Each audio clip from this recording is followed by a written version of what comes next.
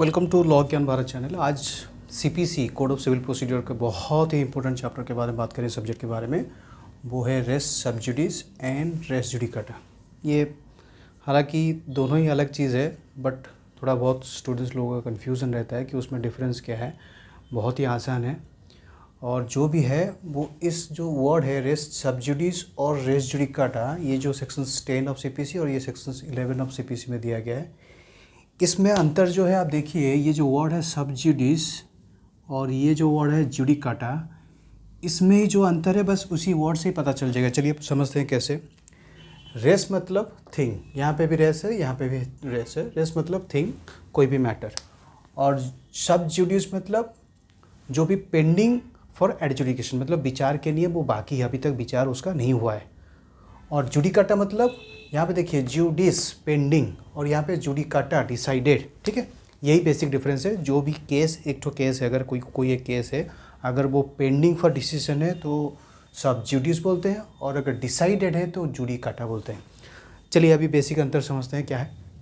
देखिए ये है बैरेक्ट, हमने यहाँ पे लिखा है बैरेक्ट का जो लैंग्वेज है उसको यहाँ पे लिखा है, उसको कंपेयर करके समझेंगे। सो दैट एक चीज़ याद रखिए, जब भी आप सेक्शन 10 या फिर 11 कोई भी पढ़ेंगे तो उसको हमेशा दोनों एक साथ कंपेयर करके पढ़ेंगे, सो दैट आपको ईजी रहेगा समझने के लिए। चलिए बेसिक समझते हैं क्या है।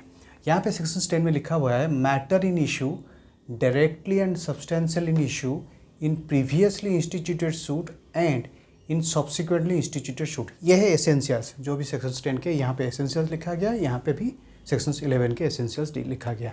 हम एसेंशियल्स को, एसेंशियल्स क्या है, जो भी आपका बैरेक्ट का जो भी है, जो डेफिनेशन बैरेक्ट में जो भी मीनिंग दिया गया उसको हम लोग ब्रेक करके यहाँ पे लिखें। आप अगर चाहे बैरेक्ट लैंग्वेज भी लिख सकते हैं या फिर ऐसे भी लिख सकते हैं।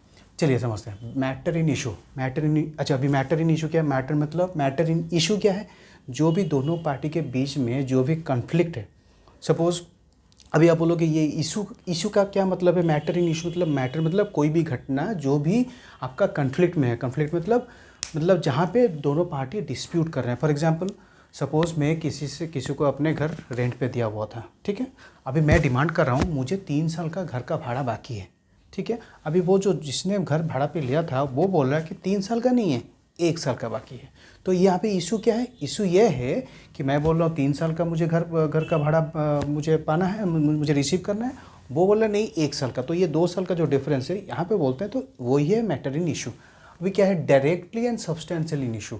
डायरेक्टली मतलब पूरा डायरेक्टली होना चाहिए, और इन प्रीवियसली इंस्टीट्यूटेड शूट, इन सब्सिक्वेंटली इंस्टीट्यूटेड शूट। यहाँ पे देखिए, यहाँ पे 2 सूट है, ठीक है। ये सेक्शन 10 और सेक्शन 11 यही बेसिकली यही बात करता है। एक सूट 1, सूट 2, ठीक है। सेक्शन 10 बेसिकली ये बात करता है कि अगर आपका सूट 1 मतलब पहला सूट, जो फर्स्ट सूट अगर इंस्टीट्यूट हुआ है, जो अगर केस फाइल हुआ है, तो उसी वो जो जिसमें जो मैटर इन इशू जो भी था वो अगर सेम है सब्सिक्वेंट सेकेंड सूट में, तो वो सेकेंड सूट का हियरिंग नहीं होगा, या फिर वो कोर्ट वो केस को हियरिंग नहीं करेगा। अभी चलो समझते हैं क्यों। भाई देखिए, दोनों के बीच में झगड़ा है, जब तक एक झगड़ा सुलटा नहीं जाता या फिर उसका डिसीजन नहीं आता, तो फिर दूसरा झगड़ा के बारे में केस करके क्या फ़ायदा। भाई मैटर तो सेम है, समझ रहे ना। एक चीज़ है, जब तक एक केस सॉल्व नहीं हो जाता उसी मैटर पे, in between the same parties, in between relating to same matter in issue, तो दूसरा केस अगर फाइल करेंगे तो अननेसेसरी भाई कोर्ट का पार्टीज लोगों का, कोर्ट का टाइम भी अननेसेसरी वेस्ट होगा, और पार्टीज लोगों का पैसा और टाइम भी खर्च होगा। तो इसीलिए क्या बोलते हैं कि अगर एक शूट उसमें पेंडिंग है तो दूसरा शूट केस ट्राई नहीं करेगा। ये सेक्शन 10 बोल रहा है, बेसिकली ये बोल रहा है। अभी सेक्शन 11 क्या बोलता है। सेक्शन 11 ये बोलता है कि अगर एक सूट ऑलरेडी डिसाइड हो गया है, मैंने बोला सूट 1 और सूट 2, पहला सूट 1 इसलिए बोला क्योंकि एक पहला सूट है और एक सूट मतलब एक दूसरा सूट है। मैटर अगर सेम है, पार्टीज भी अगर सेम है, एक तो ये बोल रहा है कि अगर एक सूट ऑलरेडी पेंडिंग है तो दूसरा सूट फाइल करके क्या फ़ायदा। तो ये बोल रहा है कि सेक्शन 10 बोल रहा है ठीक है, दूसरा सूट अगर फाइल होता है उसको स्टे करवा दो, भाई उसका हियरिंग मत करो, उसको प्रोसीडिंग मत करो। अभी सेक्शन 11 क्या बोलता है कि अगर पहला सूट अगर डिसाइड हो गया है एक मैटर के बारे में, दोनों भी इन बिटवीन द सेम पार्टीज भी सेम है, मैटर भी सेम है, अगर एक सूट ऑलरेडी सूट 1 डिसाइड हो गया है, तो फिर दूसरा सूट सेम मैटर पे और सेम पार्टीज के बिटवीन में फाइल करके क्या फ़ायदा। ये बोल रहा है पेंडिंग है, ये बोल रहा है डिसाइड हो गया। यही है बेसिक डिफरेंस। बाकी खाली इसको आप वर्डिंग हम लोग समझ लेते हैं। तो ये है क्या है, matter in issue directly and substantial in issue. यहाँ पे भी देखिए matter in issue directly and substance. अब बोलोगे ये मैटर इन इशू तो समझ में आ गया, मतलब जो भी डिस्प्यूट है, जो भी कॉन्फ्लिक्ट है, वो मैटर इन इशू कहला जाएगा। अभी डायरेक्टली एंड सब्सटेंशियल इशू क्या है, डायरेक्टली मतलब इनडायरेक्टली नहीं, डायरेक्टली। अभी एग्जाम्पल्स आप लोग बोलोगे कि एग्जाम्पल दो, चलो एग्जाम्पल समझ लेते हैं। सपोज फॉर एग्जाम्पल सूट 1 मैंने बोला, सूट 1 पहला सूट, सूट 2 जो सब्सिक्वेंट सूट मतलब बाद का सूट, ठीक है। तो पहले सूट में क्या हुआ था, तो मैंने मेरा जो वही घर का भाड़ा वाला एग्जाम्पल लेंगे, मेरा जो घर का भाड़ा है वो बाकी था मिस्टर एक्स से, मुझे एक्स से 3 साल का घर का भाड़ा बाकी है, ठीक है। अभी वो बोल रहा है कि नहीं ठीक है घर का भाड़ा तो बाकी है, पर वो जो रेंट है वो मतलब वो बोल रहा है, वो चैलेंज कर रहा है कि मैं ओनर नहीं हूँ, वो किसी और को बोल रहा है ओनर कि ये जो भाड़ा है मुझे नहीं, रादर किसी और को मिलना चाहिए, ठीक है। मतलब वो ओनरशिप चैलेंज कर रहा है, मैं क्या बोल रहा हूँ मुझे रेंट बाकी है, वो क्या बोल रहा है कि नहीं वो जो ओनरशिप चैलेंज कर रहा है कि मुझे रेंट तो बाकी है बट रेंट मुझे नहीं देना है, किसी और को देना है, ठीक है। ये सूट 1 में है।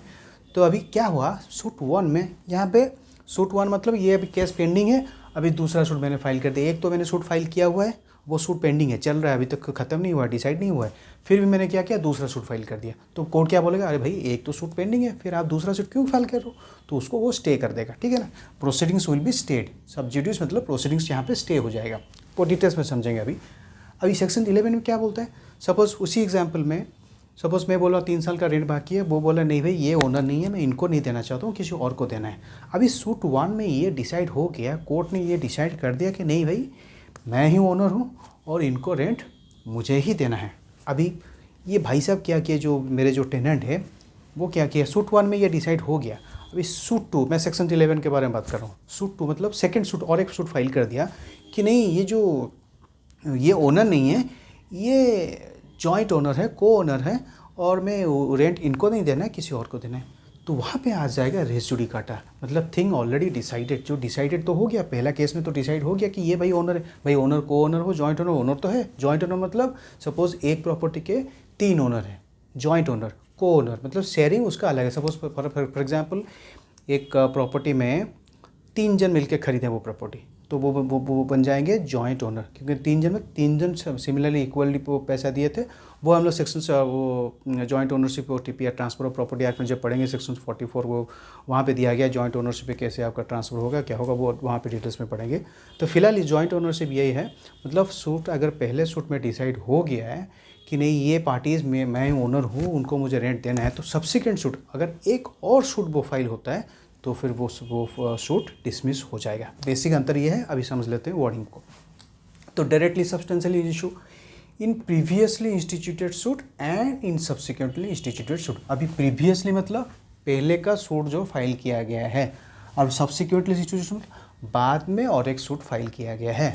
बस मैंने जो बोला आपका उसको यहाँ पे डिटेल्स में लिखा गया है। चलिए अभी प्रीवियसली मतलब पहले का जो सूट फाइल किया गया है, सब्सिक्वेंटली मतलब बाद में सूट फाइल किया। मैंने कहा था ना कि सूट एक तो सूट 1 है और एक सूट 2, जो पहले का है वो सूट 1 और सूट 2, ये एग्जाम्पल के लिए है। और जो मैटर इन इशू है must be between the same parties. अगर ये बोल रहा है कि दूसरा, देखिए लॉजिक है, सिंपल लॉजिक है, बस लिखा है। देखिए एक तो ये बोल रहा है बेसिक प्रिंसिपल, ये बोल रहा है कि अगर केस ऑलरेडी एक तो है, दूसरा केस फाइल नहीं होगा। क्यों, देखिए भाई ये मैं बोल रहा हूँ, ये पेन मैं बोल रहा हूँ मेरा है, आप बोल रहे हो आपका है।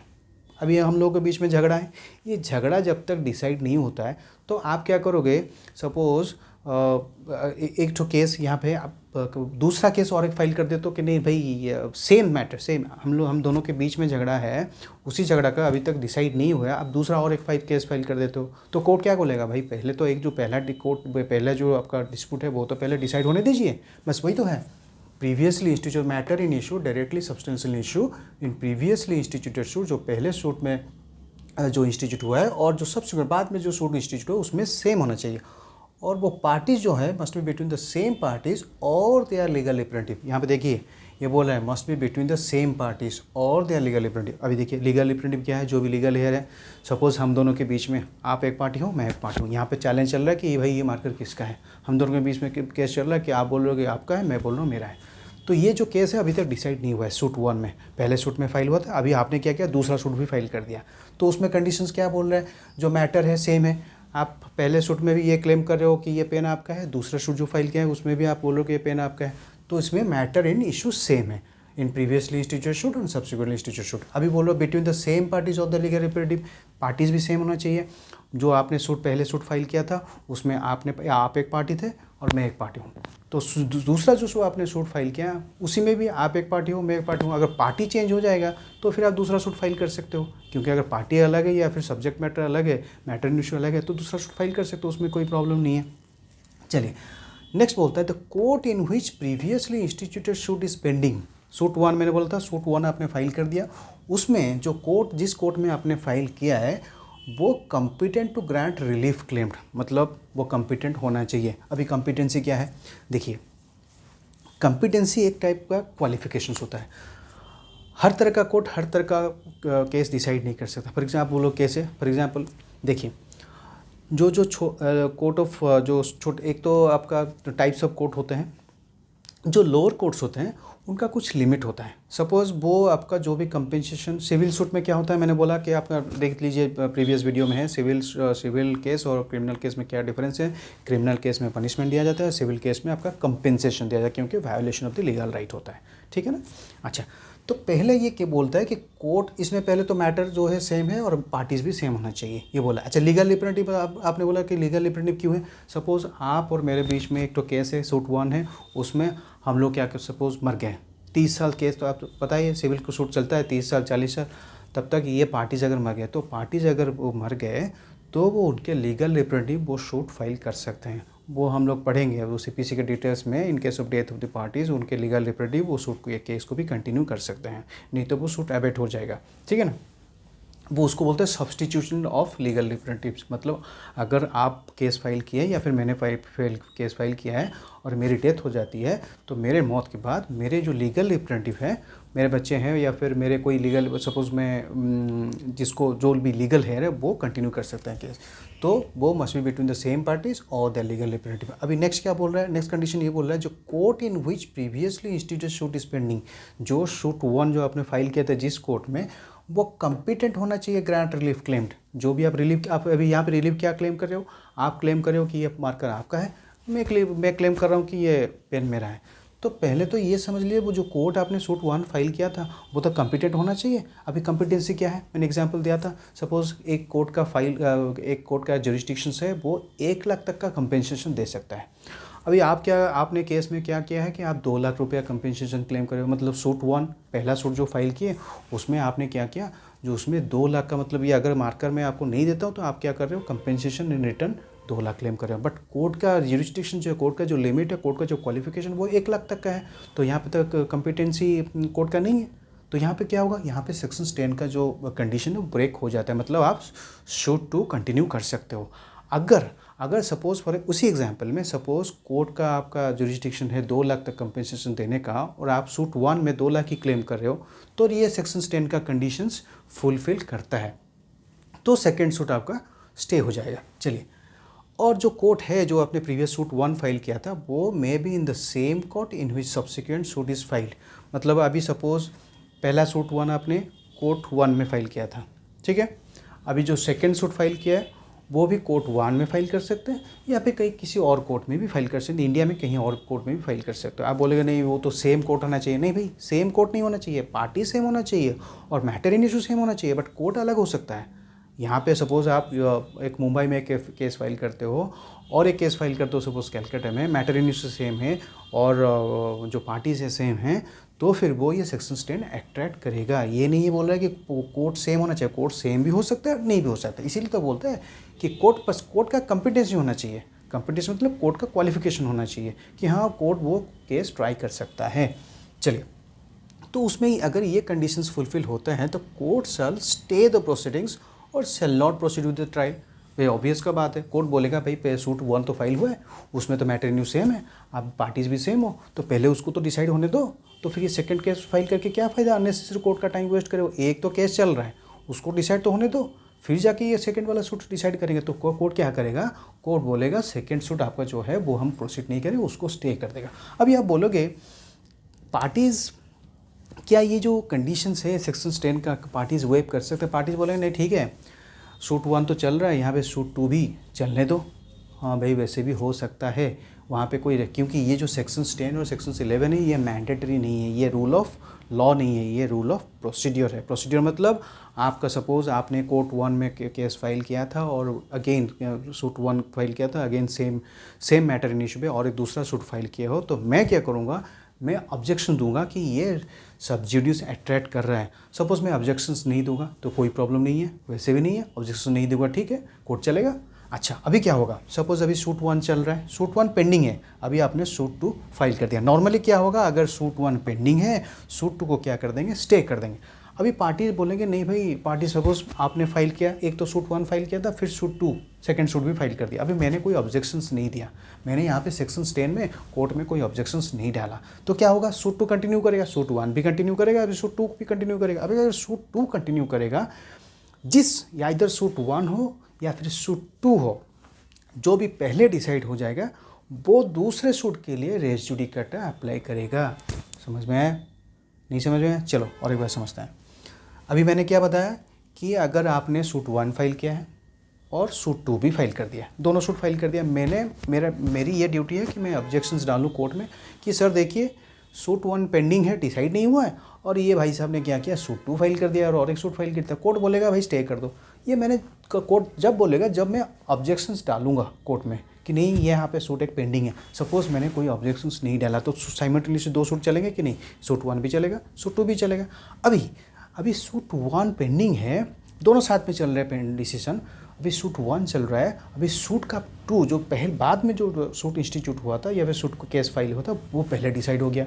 अभी सूट 2 डिसाइड हो गया, अभी सूट 1 पेंडिंग है, तो ये जो सूट 2 का जो डिसीजन है वो सूट 1 के लिए रेस जुडिकाटा अप्लाई करेगा। रेस जुडिकाटा मतलब थिंग ऑलरेडी डिसाइडेड। अभी उसका कॉन्सिक्वेंस क्या होगा, उसका रिजल्ट क्या होगा, देखिए एक तो सूट 1 था, अभी ये सूट 2 है, ये बाद में फाइल हुआ था, इसका पहले डिसीजन हो गया, ये वाला डिसीजन हो गया। अगर ये वाला डिसीजन हो गया तो ये जो डिसीजन है ये सूट 1 के लिए रेस जुडिकाटा अप्लाई करेगा। रेस जुडिकाटा मतलब थिंग ऑलरेडी डिसाइडेड। अभी सेक्शन 11 क्या बोलता है, सेक्शन 11 बोलता है अगर सूट 1 है, सूट 2 है, मैटर इन इशू सेम है, पार्टी सेम है, तो फिर अगर वो पहला का जो डिसीजन है तो दूसरे के ऊपर अप्लाई करेगा, उसके बारे में और एक बार थोड़ी ना ट्राई करेंगे।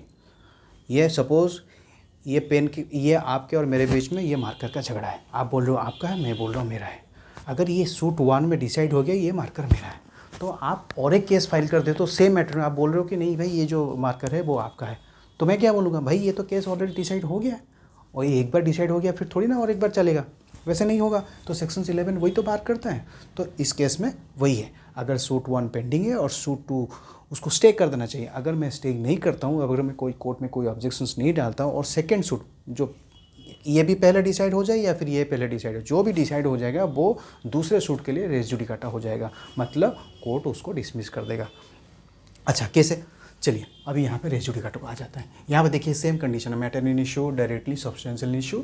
यहाँ पे देखिए एक अंतर है बहुत ही इंपॉर्टेंट, देखिए यहाँ पे बोला previously instituted suit in subsequently instituted suit, यहाँ पे बोला फॉर्मर सूट और सब्सिक्वेंट। देखिए सब्सिक्वेंट वर्ड सेम है, बट यहाँ पे देखिए प्रीवियसली इंस्टीट्यूटेड सूट था, यहाँ वर्डिंग ध्यान से देखिए, यहाँ पे क्या था, प्रीवियसली इंस्टीट्यूटेड सूट था, बट यहाँ पे आ गया फॉर्मर सूट। क्या आपने कभी मार्क किया है कि यहाँ पे डिफरेंस, भाई देखिए आप बोलो कि सर मैटर तो सेम ही है, ये खाली बोल रहा है भाई पेंडिंग है, तो भाई दूसरा सूट मत सुनो मत, एक बार वो पहले का सूट डिसाइड हो जाए फिर जाके दूसरा का सूट सुनेंगे, दूसरे वाला केस सुनेंगे। ये बोल रहे हैं भाई पहला सूट तो डिसाइड हो गया, फिर दूसरा सूट सुन के क्या फ़ायदा, ऑलरेडी तो डिसीजन हो गया उसके ऊपर, फिर दूसरे का क्यों बार में सुनेंगे। ये जो है ये आपका सेक्शन 11 CPC में है, वैसे ही सेम चीज़ का एक और है सेक्शन 300 CRPC में है, कोड ऑफ क्रिमिनल प्रोसीजर। मतलब एक बार अगर मैटर डिसाइड हो गया तो सेम मैटर इन इशू पे दूसरा केस करके फ़ायदा नहीं है। उसमें एक no one shall be vexed twice for the same cause of actions. ये क्या है, मैक्सिम है no one shall be vexed twice for the same cause of action. अगर कॉज ऑफ एक्शन सेम है तो एक कॉज के लिए दूसरी बार उसको वेक्स्ड मतलब उसको केस करके कोई फ़ायदा नहीं है, उसके अगेंस्ट में केस करके फ़ायदा नहीं है, क्योंकि एक बार अगर डिसाइड हो गया तो फिर दूसरी बार डिसाइड करने का क्या फ़ायदा नहीं है, क्योंकि it is in the interest of the state, it is in the interest of the state that should be end to end litigations. अगर ऐसा तो चलता रहेगा, आप में एक बार डिसाइड हो गया, फिर आप दूसरा केस फाइल कर दिया, फिर वो डिसाइड हो जाएगा, फिर तीसरा, ऐसा तो चलता रहेगा। इसलिए लिटिगेशंस एंड करने के लिए ये सारे प्रोविजंस दिया गया। ये है बेसिक ऑब्जेक्ट कि अगर वो जो है वो एक बार अगर डिसाइड हो गया तो दूसरी बार उसको केस नहीं होना है, और जो इंटरेस्ट ऑफ द स्टेट है कि जो भी लिटिगेशन है उसका एंड हो। चलिए यहाँ पे अभी समझते हैं प्रीवियसली इंस्टीट्यूटेड सूट, यहाँ पे सेक्शन 10 में है, यहाँ पे फॉर्मर सूट है। कभी आपने सोचा है, कभी आपने गौर किया, कभी मार्क किया कि यहाँ पे फॉर्मर सूट क्यों है, यहाँ पे प्रीवियसली इंस्टीट्यूटेड सूट क्या है? देखिए, फॉर्मर सूट मतलब जो सूट डिसाइड हो चुका है, बट प्रीवियसली इंस्टीट्यूटेड सूट मतलब जो सूट डिसाइड नहीं हुआ है। फॉर्मर पहले का सूट, यहाँ पे क्या बोला? प्रीवियसली इंस्टीट्यूटेड, पहले का सूट जो फाइल किया हुआ है, डिसाइड नहीं हुआ है, इसलिए वर्डिंग है फॉर्मर सूट। आप बोलेंगे और एक चीज़ देखिए, यहाँ पे मैंने यहाँ पे बताया था कि सूट 1 है, सूट 2 है। ये देखिए, सूट 1 फाइल है, सूट 2 अभी सेक्शन 10 के हिसाब से जो सेकंड सूट है उसको स्टे कर देना है, मतलब उसको हियरिंग नहीं करना है। कोर्ट वो क्या बोलेगा, पहले भाई सूट 1 को हियरिंग कर दे, मतलब डिसाइड होने दीजिए, फिर सेकंड सूट को देखेंगे। अभी मैंने तब कब सेक्शन 10 कब अप्लाई होगा? जब मैं ऑब्जेक्शंस डालूंगा। सपोज मैंने ऑब्जेक्शंस नहीं डाला, मतलब आपने मेरे अगेंस्ट में केस फाइल किया है, तो मैं सेकंड आपने सेट सूट, देखिए एग्जांपल ध्यान से सुनिए, आपने सूट 1 मेरे अगेंस्ट में फाइल किया, ठीक है, अभी वो तो पेंडिंग है, वो डिसाइड नहीं हुआ है। आपने फिर किया क्या, और एक सेकंड सूट मेरे अगेंस्ट में फाइल कर दिया। अभी मेरी क्या ड्यूटी बनती है? मेरी ड्यूटी ये है, मैं कोर्ट में ऑब्जेक्शंस डालूंगा कि सर सेक्शन 10 इज़ एप्लीकेबल। एक तो सूट 1 भाई साहब मेरे अगेंस्ट में केस किए थे, वो सूट 1 पेंडिंग है, और दूसरा सूट मेरे अगेंस्ट में फाइल कर दिया। तो कोर्ट क्या करेंगे? कोर्ट बोलेंगे नहीं भाई, पहले का सूट अब डिसाइड होने दीजिए, अभी सेकंड सूट जो है वो उसको स्टे कर देंगे। यही सेक्शन 10 बेसिकली ये बोलता है। अभी सपोज फॉर एग्जांपल मैंने कोई ऑब्जेक्शंस नहीं डाला है, तो अभी सूट 1 भी चलेगा, सूट 2 भी चलेगा, ठीक है। तो अगर सपोज सूट 2 भी चल रहा है और सूट 1 भी चल रहा है, और सूट 2 जो भी बाद में सूट 2 बोल रहा हूँ, मतलब सेकंड सूट वो सब्सिक्वेंटली बाद में अगर इंस्टीट्यूट हुआ, सपोज ये सेकंड सूट डिसाइड हो गया, जो सूट डिसाइड हो गया, ये जो सेकंड सूट है ये फर्स्ट सूट के लिए रेस जुडिकाटा बन जाएगा। इसीलिए ये वाला केस में ये फॉर्मर सूट बोल रहा है, क्योंकि जो सूट ऑलरेडी डिसाइडेड है, ठीक है। तो यहाँ पे देखिए कंडीशन समझ में आ गया, फॉर्मर सूट मतलब डिसाइडेड, प्रीवियसली इंस्टीट्यूटेड सूट मतलब डिसाइड नहीं हुआ है, यही बेसिक अंतर है। तो ये वाला बहुत इंपॉर्टेंट है, क्योंकि ये जो केस स्टडी आता है यहाँ पे प्रॉब्लमेटिक क्वेश्चंस जो आते हैं, क्योंकि ये जो है सिर्फ एसेंशियल्स का क्वेश्चंस नहीं आता कि आप रेस जुडिकाटा का रेस सब जुडिस का एसेंशियल बता दो। ये क्वेश्चन डालेगा कि पार्टी ने ऑब्जेक्शंस कोई नहीं डाला, सेकंड सूट आपने सेकंड सूट फाइल कर दिया, मैंने कोई ऑब्जेक्शन नहीं डाला, तो क्या वो कॉन्सिक्वेंस? भाई कॉन्सिक्वेंस यही होगा, दोनों केस चलेंगे, और जो केस पहले डिसाइड हो जाएगा वो दूसरे केस के लिए रेस जुडिकाटा बन जाएगा। रेस जुडिकाटा मतलब थिंग ऑलरेडी डिसाइडेड। अभी चलो नेक्स्ट चलते हैं, बहुत ही इंपॉर्टेंट देखिए, यहाँ पे हो गया प्रीवियसली इंस्टीट्यूटेड सूट, यहाँ पे हो गया फॉर्मर सूट, यहाँ पे देखिए सब्सिक्वेंट इंस्टीट्यूटेड सूट, यहाँ पे सब्सिक्वेंट सूट। डिफरेंस वर्डिंग ये है, फॉर्मर, ये वाला फॉर्मर यूज़ कर रहा है, ये वाला प्रीवियसली। फॉर्मर इसलिए बोल रहा है क्योंकि वो जो पहला सूट है वो डिसाइड ऑलरेडी हो गया है, इसलिए वो बोल रहा है फॉर्मर सूट। अभी बोल रहा है कि matter in issue must be between same parties. यहाँ पे भी देखिए हम लोग पढ़े थे सेम पार्टीज और देयर लीगल रिप्रेजेंटेटिव, यहाँ पे बोल रहे हैं सेम पार्टीज, और यहाँ पे थोड़ा अलग बोल रहा है, यहाँ पे बोल रहा है सेम पार्टीज भीतर होना चाहिए, या फिर द पार्टीज अंडर हुम दे और एनी ऑफ देम क्लेमिंग और लिटिगेटिंग अंडर सेम टाइटल। आप बोलो कि क्या ये सब लिख दिया पार्टीज, एक तो पार्टीज तो सेम होना चाहिए, ये तो समझ में आ गया। अभी ये क्या है कि पार्टीज अंडर हुम दे और एनी ऑफ देम क्लेमिंग और लिटिगेटिंग टाइटल, भाई सिंपल, तो यहाँ पे तो लिख दिया must be between the same parties और लीगल रिप्रेजेंटेटिव, तो यहाँ पे भी लिख देता कि सेम पार्टीज और द लीगल रिप्रेजेंटेटिव। नहीं, वहाँ पे नहीं लिखेगा, क्यों लिखेगा? चलो समझते हैं क्यों नहीं लिखेगा। देखिए यहाँ पे क्या है, केस पेंडिंग था, डिसाइड नहीं हुआ है, यहाँ पे क्या है, केस डिसाइड हो गया है। तो ये जो बोल रहा है सेकंड पार्ट, पार्टीज अंडर हुम दे और एनी ऑफ देम क्लेमिंग और लिटिगेटिंग द सेम टाइटल, ये इंक्लूड कर रहा है, क्या क्या इंक्लूड कर रहा है? एक तो लीगल रिप्रेजेंटेटिव इंक्लूड कर रहा है, और एक दूसरा चीज़ भी इंक्लूड कर रहा है, क्या ना, रिप्रेजेंटेटिव सूट। अभी रिप्रेजेंटेटिव सूट बोलोगे क्या है? रिप्रेजेंटेटिव सूट क्या है? रिप्रेजेंटेटिव। अभी रिप्रेजेंटेटिव क्या है? मैं किसी और को रिप्रेजेंट कर रहा हूँ। एग्जाम्पल, अब बोलोगे एग्जाम्पल, तो चलो एग्जाम्पल समझते हैं। सपोज एक प्रॉपर्टी है, ठीक है ना, एक प्रॉपर्टी है जहाँ पे उस घर के साइड में बगल में, उसके बगल में एक रोड है, ठीक है। अभी जो रोड है, मैं बोल रहा हूँ कि ये जो रोड है पब्लिक रोड है, बट कुछ और लोग क्या बोल रहे हैं, सपोज़ यहाँ पे नियर बाई और 10-15 लोग रहते हैं, 10-15 लोग रहते हैं, वो बोल रहे हैं कि नहीं ये प्राइवेट रोड है। ठीक है, मेरा एक घर है, एग्जांपल देखिए, मेरा एक घर है यहाँ पे, ठीक है, यहाँ पे मेरा एक घर है, ये घर के बगल में एक तो रोड जा रहा है, क्या जा रहा है, रोड, ठीक है ना। तो मैं बोल रहा हूँ कि ये जो रोड है पब्लिक रोड है, बट यहाँ पे कुछ और लोग रहते हैं जो बोल रहे हैं नहीं वो प्राइवेट रोड है। अब ये डिस्प्यूट है। अभी मैंने क्या किया, एक रिप्रेजेंटेटिव सूट फाइल किया। सपोज यहाँ पे 50 आदमी रहते हैं, ठीक है, क्या रहते हैं, 50 आदमी। तो ये 50 आदमी से ये उन लोगों के बीच में 2 और 3 आदमी, 50 आदमी ने सूट फाइल नहीं किया है, 2 और 3 आदमी ने मेरे अगेंस्ट में फाइल कर दिया, फिर मैं उनके अगेंस्ट में फाइल कर दिया। रिप्रेजेंटेटिव सूट मतलब वो 2 जो 3 हैं वो दूसरों के लिए, दूसरों के बिहाफ में उनका भी इंटरेस्ट है। ये बोल रहे हैं कि 50 आदमी बोल रहे हैं कि भाई ये प्राइवेट रोड है, मैं बोल रहा हूँ पब्लिक रोड है। तो जो 50 आदमियों ने मेरे अगेंस्ट में केस नहीं किया, उन 50 आदमियों से 2-3 जन ने मिलके मेरे अगेंस्ट में केस फाइल कर दिया कि ये रोड को प्राइवेट रोड डिक्लेयर कर दिया जाए। तो उसमें अगर वो जो 2-3 लोग ने फाइल किया है उसमें अगर वो बोलते हैं कि हम लोगों का इंटरेस्ट जो है 50 आदमियों के लिए है, क्योंकि 50 आदमी यहाँ पे इंटरेस्टेड है ये रोड को प्राइवेट या फिर पब्लिक डिक्लेरेशन करने के लिए, तो जो भी जजमेंट उसमें दिया जाएगा वो पूरा 50 आदमियों के ऊपर वो एप्लीकेबल होगा। उसको बोलते हैं रिप्रेजेंटेटिव सूट। यहाँ पे भी है एक्सप्लेनेशन में रेस जुडिकाटा में, हम डिटेल्स में और एक क्लास में पढ़ाएंगे। तो बेसिकली यही है, जो भी जजमेंट है वो दूसरों के अगेंस्ट में एप्लीकेबल होगा। आप बोलोगे ये जो केस है यहाँ पे रेस जुडिकाटा में कैसे अप्लाई होगा। देखिए सपोज 1 to 50 कितने जन है, 50 आदमी, 1 2 3, ये डिजिट बोल रहा हूँ, मतलब एक एक करके पर्सन है। सपोज 1 2 3 सिर्फ तीनों ने केस किया, क्या केस किया, रिप्रेजेंटेटिव सूट फाइल किया। रिप्रेजेंटेटिव सूट मतलब 50 जनों के बिहाफ में वो 1 2 3 ने केस फाइल कर दिया। अभी 1 2 3 जो केस फाइल कर दिए, जो भी जजमेंट होगा या फिर जो भी केस का डिसीजन होगा वो पूरा 1 to 50 जो भी पर्सन है सबके ऊपर लागू होगा। अभी क्या बोलोगे आप, समझ में नहीं आया, चलो समझ में और एक थोड़ा डिटेल्स में समझते हैं। देखिए और एक बार समझाता हूँ। जो भी डिसीजन आया अभी 1 2 3 में हो गया, रिप्रेजेंटेटिव सूट मतलब वो 50 जनों को रिप्रेजेंट कर रहे हैं, मतलब जो भी सूट फाइनल, जो भी सूट का डिसीजन होगा 50 जनों के ऊपर उसको, मतलब 50% will be bound by the judgment, उनको वो जजमेंट को मानना पड़ेगा। अभी रेस जुडिकाटा कैसे एप्लीकेबल होता है, अभी 1 2 3 ने केस फाइल कर दिया, अभी बोलेंगे जो 20 नंबर के आदमी है या फिर 21 नंबर के आदमी है या फिर 23 नंबर के आदमी है, वो बोलेंगे और एक केस फाइल कर देंगे कि नहीं भाई ये जो रोड है ये पब्लिक रोड है। तो यहाँ पे जो पार्टीज अंडर रूम दे और एनी ऑफ देम क्लेमिंग और litigating under the same title यहाँ पे राइज करता है। आप बोलोगे कैसे, भाई एक तो मैटर ऑलरेडी डिसाइड हो गया, रिप्रेजेंटेटिव सूट तो फाइल हुआ था, एक बार मैटर डिसाइड हो गया मतलब पूरा 50 जनों के ऊपर एप्लीकेबल है।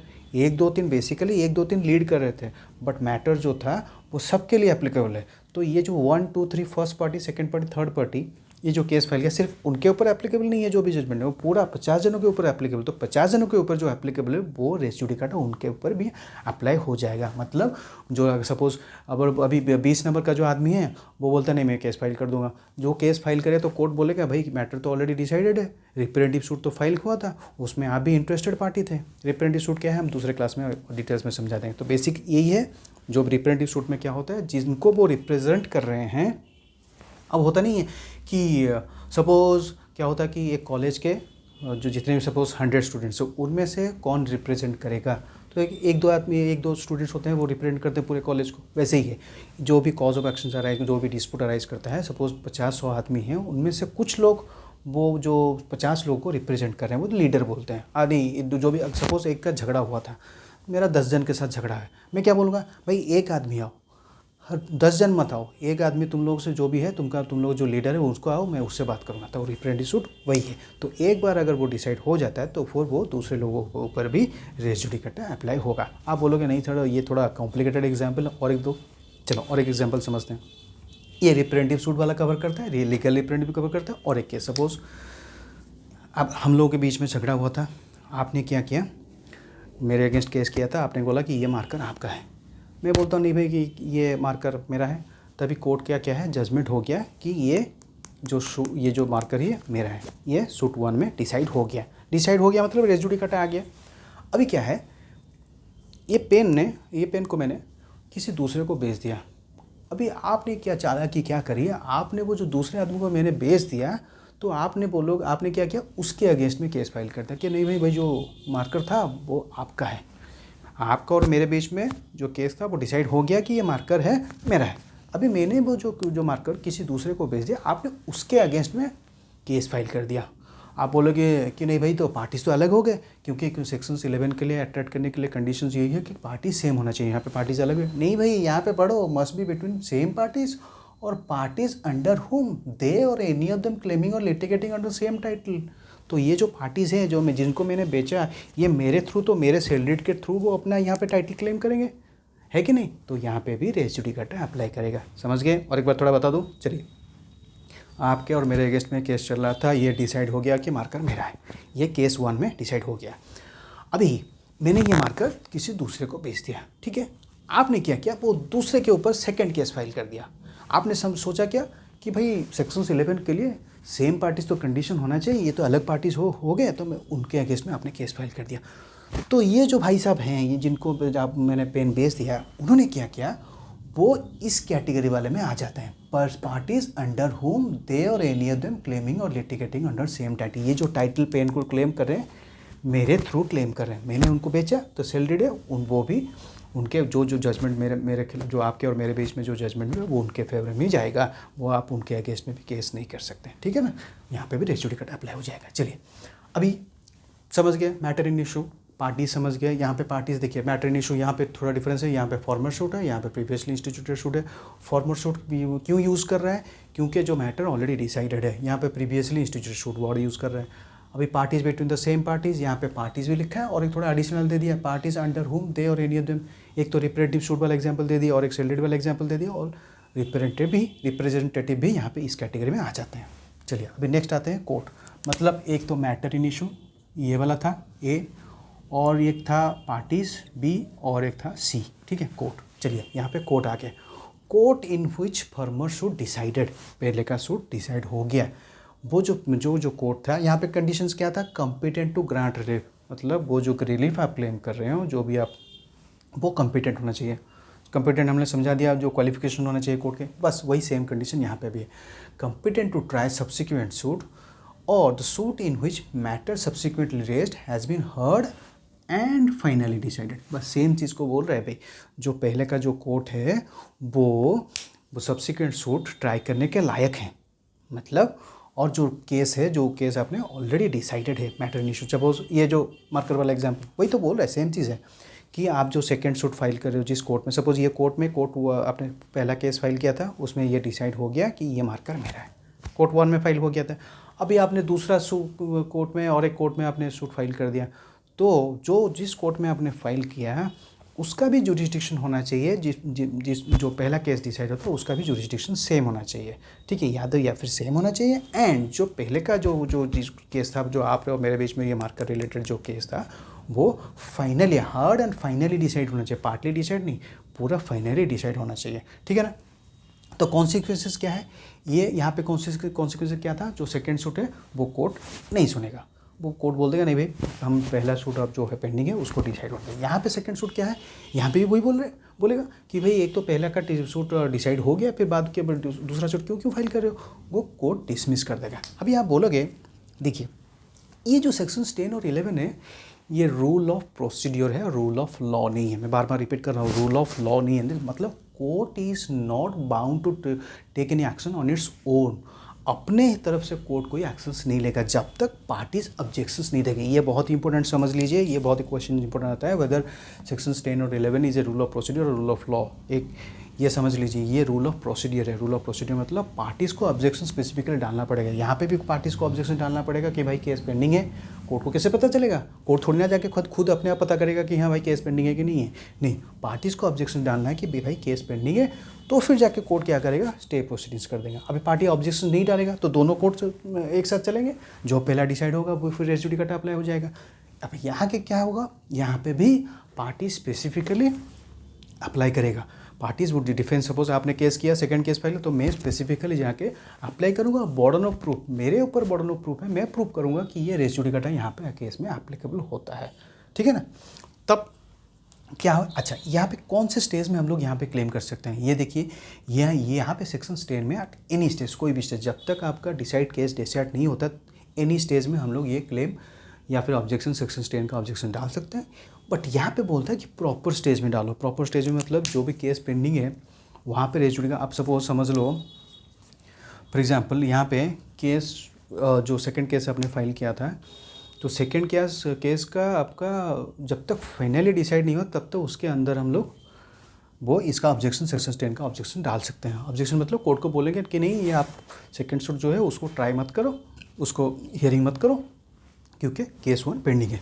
बट यहाँ पे क्या है, यहाँ पे प्रॉपर स्टेज है, ये बोला कि एट एनी स्टेज, कोई भी स्टेज में। यहाँ पे प्रॉपर स्टेज मतलब इनिशियल स्टेज, जब सूट आप सेकंड सूट फाइल, सूट 1 को यहाँ पे रेज जुड़ेगा मतलब सूट 1 फाइल हो गया, सूट 1 डिसाइड भी हो गया, और सूट 2 में जो सेकंड सूट है उसमें आप इनिशियल स्टेज में आप रेज जुडिकाटा आप जो भी ग्राउंड है वो ऑब्जेक्शंस आप डालोगे, उसको स्पेसिफिकली प्रूफ करोगे। सपोज आपके और मेरे बीच में ये मार्कर को देके एक केस डिसाइड हो गया, अभी सेकंड सूट आपने फिर मेरे अगेंस्ट में और एक केस फाइल कर दिया, तो मैं स्पेसिफिकली एक डिफेंस डालूंगा, एक ऑब्जेक्शन डालूंगा कोर्ट में कि आपका जो केस 1 है ये और इनके और मेरे बीच में ऑलरेडी डिसाइड हो गया। मैं ऑब्जेक्शंस कोर्ट में डालूंगा और वो ऑब्जेक्शंस कोर्ट में स्पेसिफिकली प्रूफ करेगा। कोर्ट भी आपको भी नोटिस देगा, कोर्ट आपको भी नोटिस देगा, आपको भी अपॉर्चुनिटी, उसको बोलते हैं अपॉर्चुनिटी ऑफ बीइंग हर्ड, आपको भी सुनेगा बात कि ये जो पार्टी है ये बोल रहे हैं रेज जुडिकाटा अप्लाई, आप प्रूव करोगे, आप भी प्रूव करके नहीं रेज जुडिकाटा अप्लाई नहीं, एप्लीकेबल नहीं है।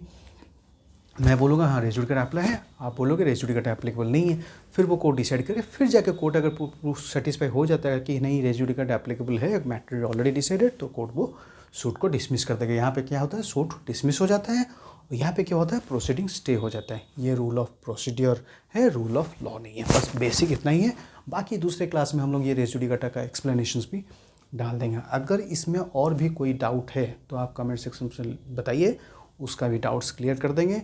बेसिक चीज़ एक तो ये वाला पेज जो फॉर्मर शूट वाला है, दूसरा ये जो पार्टीज अंडर हुम और any of them claiming litigated, ये इंपॉर्टेंट है। और ये जो चीज़ है सूट 1 सूट 2, उसमें आपका चाहे तो कोई भी कुछ भी हो, अगर सूट 2 भी कंटिन्यू कर सकते, दोनों सूट एक साथ भी कंटिन्यू कर सकें जब तक पार्टीज कोई ऑब्जेक्शंस नहीं डालें, और जब डिसाइड हो जाएगा तो फिर वो दूसरे सूट के लिए रेज जुडिकाटा अप्लाई। ये इंपॉर्टेंट कॉन्सेप्ट है। 1 फॉर्मर सूट ये है, but second suit parties under हुम और एनी ऑफ देम क्लेमिंग और litigating under the same title, और ये सेकंड सूट प्लस स्टे, बिना स्टे हुए, मतलब वो जो पार्टीज विल वेव, वो जो राइट है, मैं सपोज आपने मेरे अगेंस्ट में केस किया तो मैं अपना जो राइट है ऑब्जेक्शंस डालने का जो राइट है मैं वेव कर दूँगा, उसको छोड़ दूंगा। तो दोनों सूट एक साथ में कंटिन्यू करेंगे, जो सूट पहले डिसाइड होगा तो दूसरे सूट के लिए रेज जुडिकाटा एप्लीकेबल हो जाएगा। बस इतना ही कॉन्सेप्ट है। फिर भी अगर कोई डाउट हो तो आप कमेंट्स में बताइए, और मोस्ट इम्पोर्टेंटली आप हमारे फ्री क्लासेस चल रहे हैं, उसमें हमारे कॉन्टैक्ट नंबर आपका डिस्क्रिप्शन में दिया गया है और ईमेल आईडी भी डिस्क्रिप्शन दिया हुआ है, वहाँ पे कांटेक्ट कीजिए। हम पूरा कॉन्सेप्चुअली आपको समझाएंगे।